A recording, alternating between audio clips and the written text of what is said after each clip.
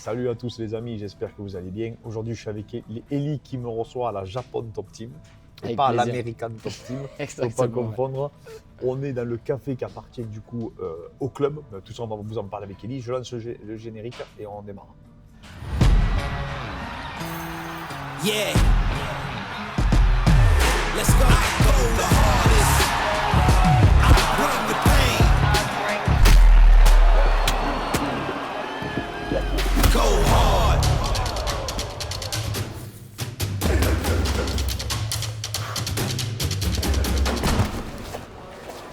Paris sur les meilleures cotes avec une bête.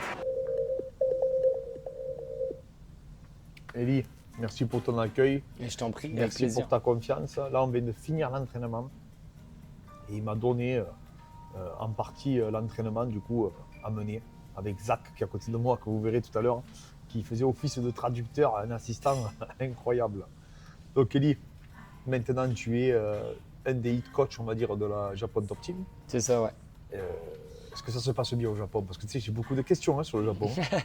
Ouais, écoute, alors au démarrage, on était un simple club qui était un petit peu sauvage avec du sparring à tout va pour les pros tous les jours, sans cours, sans structure. Et en gros, le challenge, moi, quand je suis arrivé pour faire quelques training camps de certains combattants, notamment Kaya Sakura, ça a Qui est été champion du Rising. l'actuel champion du Rising. Voilà, on a gagné la ceinture contre Juan Archuleta en hiver dernier.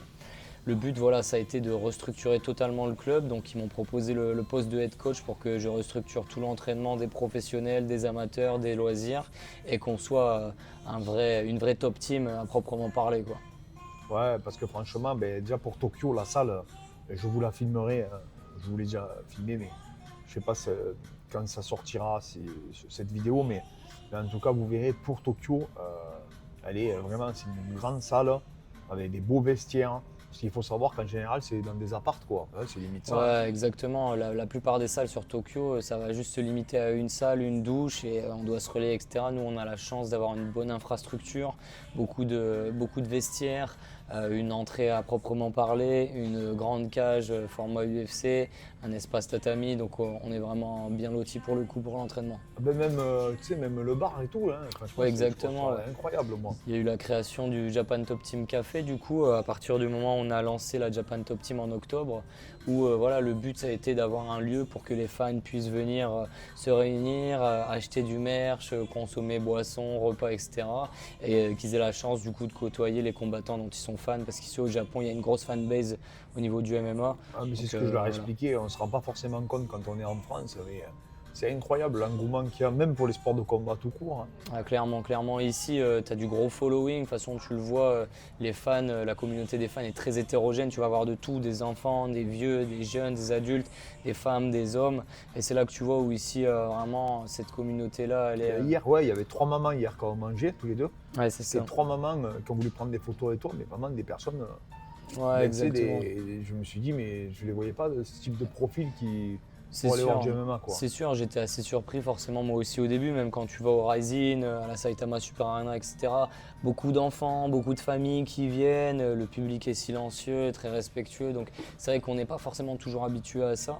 Et puis on a aussi le côté, comme je t'ai dit, les deux frères Asakura qui ont lancé leur chaîne YouTube il y a quelques années pendant le Covid, qui a vraiment percé, qui a aussi démocratisé vraiment le MMA, ces stars-là, etc. Donc c'est devenu quelque chose un peu moins puriste. Les deux frères, là, c'est des youtubeurs. Euh, C'est des top youtubeurs japonais. Je crois qu'il y en a un qui a 3 millions d'abonnés. Ouais, c'est ça. Le plus grand, il a 3,3 millions, un truc comme ça. Le plus jeune des deux, 1,3 million. En fait, ils ont su allier le côté fame, YouTube, à leur performance de sport de combat. Il y en a un qui est champion du Rising, l'autre qui vient de combattre pour la ceinture, 17-4, 21-4. Donc, c'est deux bons profils, deux bons ambassadeurs du sport au niveau du Japon. Ouais, non seulement c'est des très bons combattants, mais en plus, c'est des gros youtubeurs, quoi. Ouais. Bah, c'est un peu, ouais, ils ont carrément. C'est un peu comme si nous, nos gros youtubeurs, ils seraient forts en MMA, tu vois. Ouais, exactement, ouais, c'est Et ça. ça serait même des tops qui auraient des ceintures dans des top organisations. Bah, c'est sûr qu'ils exploseraient. Ouais, c'est forcé, ça marche. C'est pour ça que tout l'écosystème autour de la Japan Top Team, que ce soit le bar, le club, que ce soit les loisirs, etc., bah, tout ça, ça a été construit autour d'eux à la base, en fait. Et c'est pour ça que ça a autant de succès, en fait, je pense. Ouais. Tu vois, on regardait les sponsors tout à l'heure dans la cage et je te disais, il n'y a quasiment aucune marque de sport. Ouais, C'est que des trucs exactement. du BTP. Tu peux nous en parler de ça? Bah, en fait, si vous voulez, ici au Japon, la première chose qu'il faut savoir, c'est que les primes de combat, elles sont pas forcément très élevées, mais par contre, c'est le sponsoring, la visibilité qui va faire qu'on va avoir une meilleure rémunération. Vous savez, les logos à l'ancienne sur le short, ce qui est plus possible à l'UFC maintenant, par exemple. Bah, le Rising, c'est leur première source de revenus, en fait, bien avant la bourse de combat. Et donc, il y a cet effet, comment je puis dire, ça a été vachement démocratisé le fait d'être un sponsor pour les athlètes, notamment de sport de combat. Et donc tu vas retrouver des marques, des entreprises de dentaires, des Oui, entreprises il y a une de entreprise entière de construction, construction et tout. entreprises de bateaux, etc. Tu vas Ouais, des vraiment yachts et avoir de tout, là, j'ai vu. Exactement. Ouais. Les mecs, ils plusieurs vendent des sponsors. yachts, ils sponsorisent des combattants. Non, mais Exactement, ouais. c'est incroyable. Donc c'est ça qui fait aussi que ces combattants-là ont su bien réussir parce que comme ils ont créé cet engouement autour de YouTube, etc., ils ont ramené de la visibilité autour des sports de combat. Ils ont une ligue de sport de combat, le Breaking Down de Ouais, 1 ouais. minute, où Une Jérôme ligue un Le peu- Banner avait combattu Ouais. D'ailleurs, l'été c'est un dernier. truc un peu street fight. Exactement, ouais, Ce qui vient du street fight à la base, c'est de le faire. C'est ça, c'est des combats de 1 minute où c'est juste du striking. Dès qu'il y a du clinch, ça break instantanément, il n'y a pas quelques secondes d'échange. Et en gros, le but de ça, c'est de donner leur chance aux gens qui viennent d'un monde un peu plus humble, de briller dans des sports de combat. Et une fois que tu gagnes ce genre de tournoi, tu obtiens des bourses ou alors des possibilités d'entraînement plus sérieux d'arts martiaux. Et donc tout cet engouement, cette médiatisation, ça a aussi permis de ramener des sponsors dans ce milieu-là qui se disent bon, il y a beaucoup de visibilité, autant qu'on y mette des billes maintenant. Ouais, non, mais tu m'en parlais. Alors, les deux frères, eux, ils viennent du street fight. Hein. C'est ça, ouais. Maintenant, c'est des tueurs, hein, attention, comme je vous dis. Hein, et l'autre qui est champion du Rising, il a battu Hiroshi, donc non, c'est ce qui se fait de mieux quoi, dans ces catégories. Mais ouais, c'est marrant de se dire, tu sais, t'as l'impression que t'es dans Tokyo Revenger, tu vois. Oui, bien sûr, hein, c'est. Tu te dis, c'est pas Je possible. pense aussi c'est ce qui a fait leur réussite, leur personnalité. Tu vois, ils ont un peu eu l'histoire qu'on voit au final tout le temps dans les animés japonais, les mangas, où le mec galère un petit peu au début, il vient de la street, il doit se battre pour ses rêves. Et au final, à la force de ses points et de sa sueur, ils ont réussi à se hisser au top niveau du Japon en termes de popularité, mais aussi en termes de niveau. Et donc, je pense que c'est ce qui fait que ça fonctionne pour eux aujourd'hui. Et toi, qui enseignais en France, t'as vu quoi c'est quoi qui t'a frappé en fait dans le MMA japonais, dans les étudiants que tu as pu avoir, les élèves? Bah, déjà, premièrement, en termes d'étudiants, forcément, tu vas avoir des personnes qui vont vraiment suivre ce que tu dis à la lettre. Tu vois, tu l'as vu toi-même tout à l'heure quand on a c'était enseigné incroyable. tous les deux. En fait, il y a vraiment un respect de l'enseignant. Je ne dis pas qu'il n'est pas présent en France, hein, attention, j'ai toujours un respect de mes enseignements, mais tu auras toujours dans tes cours un mec qui fait un peu ce qu'il veut ou un mec qui fait autre chose en France de temps en temps. Alors que là, c'est vrai que tu as 100% d'écoute et 100% de suivi quant à ta technique, quant à ce que tu dis. Et toi-même, tu l'as vu, quand tu montrais un truc, les mecs sont tellement intéressés, ils te posent tout de suite des questions avant même d'essayer. Ils disent « Ah ouais, tu fais ça comment ?» etc. Et c'est vrai qu'en France, tu as un échantillonnage un peu plus hétérogène où tu vas voir les mecs qui suivent à fond, les mecs qui suivent un peu et les mecs qui pensent un peu mieux savoir, qui vont pas forcément suivre. Bah là, tu as 100% de suivi, c'est ça qui est très agréable, c'est sûr ici. Ah non, mais c'est ça qui moi il y avait un silence quand tu démontres quelque chose et que tu donnes des explications. C'est impressionnant le respect qu'ils ont pour ça. Bon, après, tu me disais, c'est comme ça. On en parlera tout à l'heure avec Zach de ça, mais tout le système éducatif est fait comme ça. Exactement, Donc, voilà, le respect, tu suis ce qu'on te dit et c'est aussi d'ailleurs ce qui crée un petit challenge où ils ont tellement l'habitude d'être dans du suivi et du respect de la hiérarchie et des traditions où quand on a commencé à amener des changements à la Japan Top Team, là on a tout restructuré, l'entraînement élite, l'entraînement pro, etc. Au début, il y a certaines personnes qui étaient un peu perdues et dubitatives en disant « mais non, on ne peut pas changer, ça ne fonctionnera pas ». Et là, grâce à nos victoires récentes, la ceinture Rising, etc., on a pu prouver par nos résultats que le changement, ça peut être positif. Et donc, c'est ce qui a fait justement la restructuration du club. Ouais, parce qu'on voit, il y a tout un modèle économique et tout un écosystème autour de ça maintenant. Parce que tu me dis, tu vois, les entraînements sont à 15 heures, donc des compétiteurs. Et du coup, tu t'aperçois, il y a quand même du monde. Ouais. Et en fait, chacun arrive à adapter sa journée. Il y en a qui travaillent d'ailleurs dans ce café. Exactement. Ouais. C'est bien. Il y en a qui donnent des cours particuliers. Vraiment, ils sont impliqués. En fait, ce qui est pratique, en fait, c'est que le fondateur de ce club, c'est un ancien combattant qui est maintenant avocat d'affaires et qui a vraiment pour cœur de ne pas faire galérer les combattants pendant leur entraînement et de leur favoriser l'environnement et l'écosystème. Donc, ce qui fait que le staff du gym, les personnes un peu qui s'occupent du bureau ou alors qui donnent des petits cours particuliers, des cours loisirs, ça va être des combattants en fait, ce qui nous permet de maîtriser un peu leur emploi du temps pour savoir et leur permettre d'avoir des entraînements à côté. Pareil maintenant avec le café à l'étage, il y a des personnes qui travaillent, etc. On a aussi toute la communauté fan cage qui s'appelle, en fait, c'est du following où via un abonnement, tu peux suivre un peu les entraînements, les cycles qui se passent. Et donc tu as des combattants aussi qui s'occupent de ça, ils font des événements réguliers aussi pour avoir quelques rentrées d'argent pour les combattants, pour leur permettre d'avoir de l'entraînement. Pareil, ils font des levées de fonds, ils les aident à trouver des sponsors. Donc c'est tout un écosystème qui permet aux combattants d'avoir de l'argent et du temps pour pouvoir s'entraîner à plein temps. D'accord, oh, non, mais franchement c'est super intéressant, hein. C'est super intéressant parce que c'est un modèle qu'on ne retrouve pas forcément ailleurs. C'est très particulier, le Japon est très particulier surtout. Hein, surtout oui, bien sûr. De toute façon, on le voit que c'est une île, c'est vraiment un pays isolé en termes de beaucoup de choses, que ce soit en termes de mentalité ou en termes d'écosystème, comme tu le dis. Et ça a été parfois plus simple grâce, comme tu dis, au suivi. Voilà, ils vont suivre ce que tu donnes pendant les cours et tout. Et parfois un peu plus complexe quand tu veux imposer des nouvelles choses ou expliquer que certaines méthodes de fonctionnement sont meilleures que d'autres. Donc là, à ce moment-là, c'est un petit challenge. Et le tout, c'est comme partout, c'est de trouver l'équilibre et essayer d'avoir un bon écosystème pour tout le monde, quoi. Ah non, franchement, moi je trouve ça ultra intéressant, les échanges, etc. De voir les visions aussi croisées des entraîneurs. Ouais. Ça aussi, c'est super enrichissant, tu vois. J'ai pu Clairement. voir comment tu travaillais et tout ça. Et en fait, je trouve que ça nous permet de nous nourrir en tant qu'entraîneur. Tu vois les visions de chacun, en fait. Ah, mais Et bien leur sûr. conception du sport, quoi.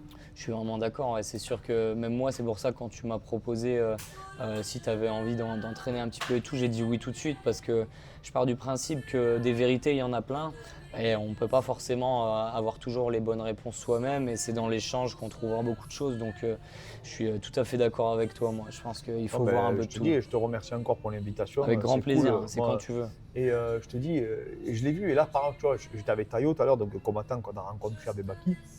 Et là, tu vois, il a fini le cours de MMA et il va se reposer donc pendant 2 heures. J'ai dit, tu restes là? Il m'a dit, oui, je reste là parce que ce soir, je refais MMA. Et non, c'était quoi ouais, refait MMA pour kickboxing. il fait plus ski-boxing en plus. tu vois. Ouais, c'est ça, ouais. Donc il va Ouais, faire les mecs- plusieurs entraînements par jour, alors Allez. qu'il est amateur, quoi. Bah, ici, déjà, tu vas avoir cette mentalité, j'en discutais avec les coachs japonais, de plus tu es jeune, plus tu dois t'entraîner. Ça, c'est la base. Et c'est pour ça qu'on voit à l'inverse, tu vois, dans des systèmes comme en France et tout, bon, tu débutes, tu fais un entraînement par semaine, 2. Si tu as du potentiel, bon, ils vont commencer à implémenter. Là, c'est l'inverse. En gros, dès le départ, ils vont dire tu viens 2 fois par jour, 3 fois par jour, on te tabasse à l'entraînement, ce qui peut parfois être un peu dangereux en termes de blessures, parce que même blessés, ils vont quand même venir s'entraîner parce que c'est dans Tu la me disais, culture, tu ils sais. se plaignent pas, quoi. Exactement, ils se plaignent pas, ils vont pas déclarer leurs blessures, etc. Donc parfois, tu vas avoir des trucs qui traînent malheureusement. Mais c'est cette culture de on vient 2-3 fois par jour, c'est toujours dans le dur. Donc pas trop de périodisation de l'entraînement, c'est ça aussi, on essaie bien d'apporter une nouvelle patte, tu sais. Et par contre, quand tu commences à percer, etc., bah, tu remarques que les mecs qui ont bien percé, à part quelques-uns, bah, ils s'entraînent un peu de moins en moins et tout. Donc c'est là où il faut mettre un petit coup de vis et les forcer. Après, tu as toujours des aliens un peu comme Kai Asakura, etc., où lui, il sait que le succès, c'est via l'entraînement, donc il continue de s'entraîner sérieusement 2 fois par jour, etc. Mais voilà, c'est un peu inversé cette mentalité-là. Ah ouais, mais je l'ai vu, hein, j'étais bluffé. Et ils ont une grosse charge d'entraînement, ils s'entraînent beaucoup et surtout, et moi je les trouve très techniques, tu vois. Oui, c'est ça bien qui sûr. me bluffe le plus. Comme je disais dans une vidéo précédente, je les trouve extrêmement techniques. Et ça, c'est assez surprenant. Tu vois, quand tu les vois tourner. Alors c'est beaucoup de petits points, c'est beaucoup Ouais, de petits bien points. sûr. Mais par contre, techniquement, ils sont précis, ce qu'ils font, ils le font bien. Au sol, ils sont vachement techniques, debout, ils sont vachement techniques. Comme je te dis, il y a un peu. Moi, je trouve leur lacune, c'est plus qu'un mix tout, tu vois. Bien sûr, c'est un manque de Je liaison, leur ai expliqué là. clairement. Si tout à l'heure, je leur disais en fait que, selon moi, de ce que j'avais observé, ils faisaient boxe, lutte et sol, tu vois. Bien et en sûr. fait, c'est ce travail de liaison et d'interaction, des fois que je trouve que malheureusement, il est un peu délaissé, en tout cas au Japon. Ouais, je suis totalement d'accord. Mais là, tu vois, et tu leur dis une fois, quoi, les mecs, c'est des samouraïs, quoi, tu vois. Ouais, bien sûr. Ah, ils appliquent, hein. C'est pour ça que c'est plaisant dans le sens où Ils ont des lacunes, comme tu dis, dans le fait de mixer les choses, voilà, changement de niveau, etc., à distance. Mais quand tu vas bien leur expliquer pourquoi ça, c'est mieux de le lier comme ça, une fois qu'ils ont compris le pourquoi, là, ça y est, ils vont te suivre. S'ils ne comprennent pas le pourquoi, il y a des chances qu'ils te disent oui, mais qu'ils ne le fassent pas après. Parce que le oui ici, c'est la culture du oui. Oui, bien sûr, bien sûr. Mais par contre, par exemple, dans ton cours tout à l'heure, tu leur as bien expliqué, démontré le « Ah, mais tu vois, quand je fais ça, tu peux pas défendre nani nana ». Et là, une fois qu'ils ont le pourquoi, ça y est, c'est un go, Et ils ça, vont te suivre. Ça, y a je pas de sais que souci. je l'ai pris par rapport aux Caucasiens aussi, tu vois. Parce que Mhm. les Caucasiens, ils aiment bien voir, Oui, sentir, sentir que, tu bien vois, que sûr, ça bien marche, sûr. tu vois. Sinon, ils vont pas Et en forcément fait, y croire. souvent, par exemple, sur Abdul ou sur Baki, ben, je vais leur faire la technique avant de leur expliquer. Ouais, comme Pour ça, qu'ils ils se le disent, ressentent. ah ouais, c'est désagréable, mais il y a quoi en fait? C'est quoi qui fait que c'est désagréable? Ouais, je Pourquoi vois là, bien. j'arrive pas à défendre? Qu'est-ce que c'est le détail qui fait que, tu vois? Mhm. Et eux, non, eux, c'est plus par politesse. Oui, Les autres, exactement. tu vois, c'est différent. C'est qu'ils veulent le ressentir sur eux. C'est pour ça que je prenais à chaque fois des combattants Mhm. japonais Ouais, et bien que je sûr. leur faisais Tu sur fais eux la sentir, technique ouais. pour leur demander, tu ressens en fait ce que je te dis, ce que je veux. Et au moins, ils comprennent mieux. Je trouve que c'est plus facile, Non, je surtout suis que c'est des d'accord. compétiteurs, tu vois. Ouais, bien Donc, sûr. les mecs, il faut que tu peux pas leur raconter des De histoires. toute façon, tu l'as vu, hein, quand on les a fait tourner juste après, ils étaient tous à tenter la technique que tu leur as montrée parce qu'ils ont compris que c'était quelque chose de favorable pour le MMA. Donc ça y est, c'était parti, tu vois, ils ont tout de suite essayé. Ah, donc, et tu le vois, ils sont intelligents. Et... Non, franchement, c'est ils sont le- très cérébrales. de toute façon. Exactement. Ouais. Et tu vois, tu me parlais des primes en off. Et il y a Mhm. des primes qui peuvent dépasser les millions, quoi. C'est ouf quand même. Ouais, c'est sûr, avec le sponsoring, etc., si tu as un combattant qui a beaucoup de visibilité, c'est sûr que tu peux commencer à monter dans les chiffres, ça carrément. Après, comme je te disais, la bourse de combat pure, ce que l'organisation donne, ça s'élèvera jamais non plus à des sommes comme tu peux le voir à l'UFC, etc., même si l'UFC, c'est pas non plus la référence, mais à des grosses sommes, il y a vraiment un très faible pourcentage de combattants. Ici, D'accord. comme je te disais, ils vont accepter les combats dans tous les cas. Les mecs négocient très peu, c'est très rare de voir un Ah, tu japonais me qui disais, ouais, négocie. ils négocient pas Tu ici. lui dis combat, pour lui ça va être une question d'honneur. Si tu refuses, c'est pas terrible, donc il va se dire bon, dans tous les cas il faut que j'y aille, c'est pour prouver. Donc ils vont toujours accepter des match-ups difficiles. Ils ont aussi cette mentalité de si je peux battre quelqu'un qui a l'air beaucoup plus fort que moi, c'est que je me suis amélioré, c'est que je suis devenu plus fort. Donc ils vont pas forcément réfléchir au démarrage à un matchmaking avantageux, etc. Ce qui fait que tu retrouves certaines carrières en dents de scie alors que tu as des potentiels fous. Ouais, le jeune que tu m'as montré tout à l'heure, là, il a pas mal de défaites. Bon, il a pris des tueurs. Hein. Mais, Ouais, exactement, ouais. d'ailleurs, il prend une légende, là. Hein. Ouais, exactement, ouais. Ça n'a pas encore été annoncé, mais bon, on en le dira, on fin le juillet, ouais, quand ça Il prend sortira. un mec, une légende du MMA Une légende, japonais. en fait, voilà, c'est des mecs, tu leur dis, bah voilà, moi je veux que tu t'opposes à lui, ils vont te dire oui direct. Il n'y aura pas de négociation, ils vont le voir tout de suite comme une chance de briller. Ils vont dire si ce jour-là, je fais la performance de ma vie et je le bats, ça veut vraiment dire que mon entraînement n'est pas vain. Et donc, D'accord, tu ouais, vois, bien sûr, une bien sûr. question d'honneur toujours ici à Samouraï, tu sais. Ah ouais, non, Ça non, reste mais bien la c'est- mentalité. Non, franchement, non, c'est génial. C'est génial. Ben, écoute, Eli, Merci beaucoup Clément, Merci c'était un beaucoup à plaisir toi. de t'avoir ici, de toute façon, on va en faire beaucoup parce que je reviens peut-être en juillet, moi. avec plaisir. Hein, c'est ce que tu m'as dit. Avec C'est plaisir. Fin juillet. Bon, Ouais. on vous tiendra au courant de toute manière. Donc, on essaiera de tourner, de faire des rendez-vous, des lives même. Avec plaisir. Bon, ce sera tard, hein. Par contre, Avec je te préviens plaisir. parce que eux, là. Écoute, on verra si j'ai mon sommeil, je serai au rendez-vous. Si je suis crevé, bon, on en sautera Ah, peut-être bah, quelques-uns. En tout cas, voilà, on fera ça, les gars. On fera vivre aussi des entraînements hein, de Clairement, l'intérieur. Ça avec sera plaisir, top. Des techniques aussi avec Eli pour le club des balaises, là. Je te demanderai de faire des combos, des Ok, combinaisons pas et de tout. souci, pas de Il souci. tient bien les pattes, lui aussi. Et vraiment top. On fait de son mieux. Et non, c'est un super entraîneur, les gars. De toute façon, je vous mettrai le nom et tout dans le titre. On va faire une miniature des enfers, là. De toute façon, les gars, vous inquiétez pas. Bon, Eli, on se fait bientôt une prochaine vidéo, surtout à mon retour. Avec grand plaisir quand tu On a veux. bien mangé en plus. J'ai Ah, pris un clairement, truc. ça fait plaisir là. Le j'ai petit fait- dessert de Clément là. J'ai pris un petit truc coquin, les gars. J'avais dit que j'étais à la diète. Je suis en train de couler comme le Titanic, là. J'en suis pas sûr. moi. Je suis pas témoin Il d'une n'y a, diète. là. y a que moi, en fait, qui crois que je suis en diète. Bon, merci encore, Eli, pour Je l'accueil. t'en prie avec plaisir. Et on se dit à très vite, les gars. À très vite. Ciao. Hey!